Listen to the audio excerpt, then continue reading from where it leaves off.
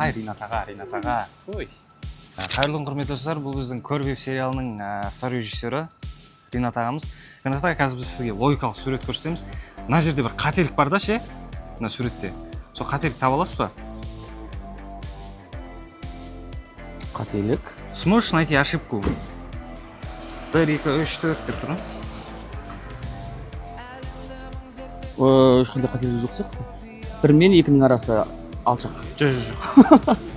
9 мен 10-ның арасы алшақ болып тұр ғой негізі. Бірақ ол қателік емес, басқа қателік. Давайте подсказка берейін, е? Давай. Санда қателік жоқ бұл жерде ше. Иә. Енді?